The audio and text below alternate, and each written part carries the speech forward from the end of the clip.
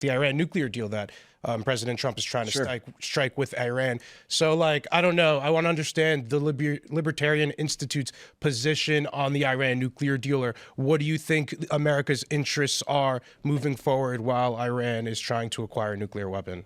Well, your premise is wrong there. So here's what it is, and it's a complicated subject, but I'm with it. The bottom line to start is Iran has a latent nuclear deterrent, which is essentially equal to Germany, Brazil, Japan, where they've mastered the fuel cycle. They've proven that they know how to enrich uranium. They could make a nuclear bomb, but they don't. And they're essentially announcing to the world, don't make me, and then they won't. How long would it take them? So that's a great question. So first of all, they mastered the fuel cycle 20 years ago. So this has been their position. They could have built atom bombs by now, but they haven't tried. So right now, they could achieve one atomic bomb of enriched uranium, in a shorter time than when the deal was still being followed, because they have built up a stockpile of lower enriched uranium. So they could take that stockpile and enrich it higher. Before Trump tore up the deal, under the Obama deal, they exported all of their stockpile out of the country to France, and then France would turn it into fuel rods and ship it back in. You're explaining, but I want to understand, what is the Libertarian Institute? Well, I'm just saying, I was answering her specific question there. My position is I support, and the vast majority of Americans, I think it was 68% in the poll, said they support Trump's diplomacy with Iran to make a new deal with Iran. So if Iran tries to get nuclear weapons, how should the United States respond? Well, to skip ahead to if it came to that, no, not skip ahead, because you're kind of assuming the conclusion in a way. It's like this, basically, okay? It's a Mexican-type standoff, sort of.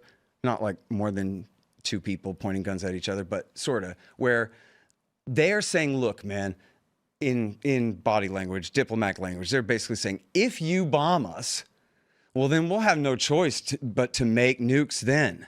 So don't bomb us, and we won't make nukes. No, and America's saying, don't make nukes, and we won't bomb you. Right? So we have a perfect basis for a negotiation as things stand right now. They're not trying to make a nuclear bomb. They're not trying to make a nuclear bomb. No, they're not trying to make a nuclear bomb. And in fact, you can read from February the 5th, where Tulsi Gabbard, the DNI, put out her threat assessment, and they just said the same thing that the government's been saying. Wait, let me finish now. Tulsi Gabbard, the director of national intelligence, just reaffirmed what the CIA has been saying since 2007, which is they have not made the political decision to try to make nuclear weapons. Yeah, I feel like you do not have a nuclear weapons program. So if Iran decides to try to make a nuclear weapon, how should the United States respond? Well, I'm saying there's every reason to believe they won't unless we bomb them first. Okay, so you're sort of starting from, okay, but never mind all that.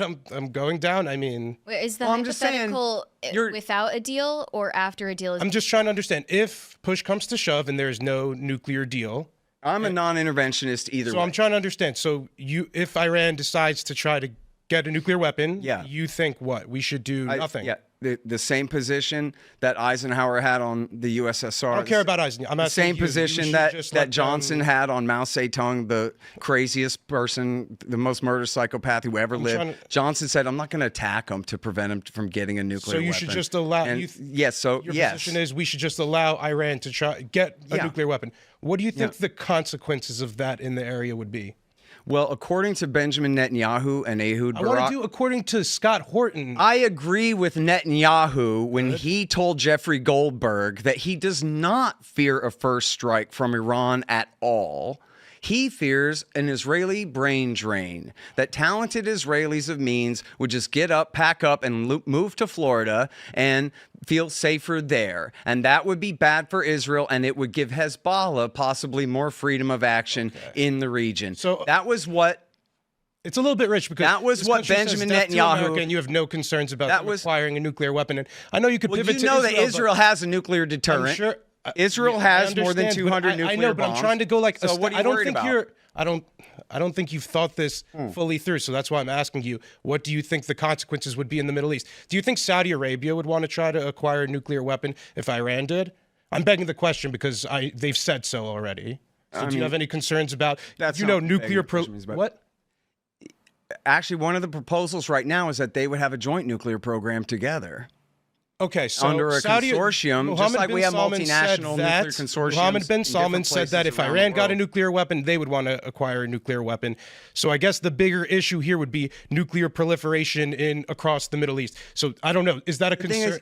Or is this a pipe dream? You are begging the question when your whole hypothetical is the day after tomorrow, the Ayatollah decides to make a nuke for no reason. They've been saying they want to make a nuke for No, they decades. haven't. No, they haven't been. You're wrong about that. I think you might be in a little bit of a anyone bubble watching if you think this, otherwise. just look up the threat assessment from February of this year by Tulsi Gabbard, and it says they have not made the political decision to attempt. Maybe I'm a little bit crazy, but I think it's bad for a regime that says death to America to get a nuclear weapon, and to think there aren't going to be consequences of nuclear proliferation in the Middle East, I think is naive and nearsighted, frankly. And again, it doesn't even sound like you have this stuff thought out, frankly. Thanks for checking out this clip from Timcast IRL.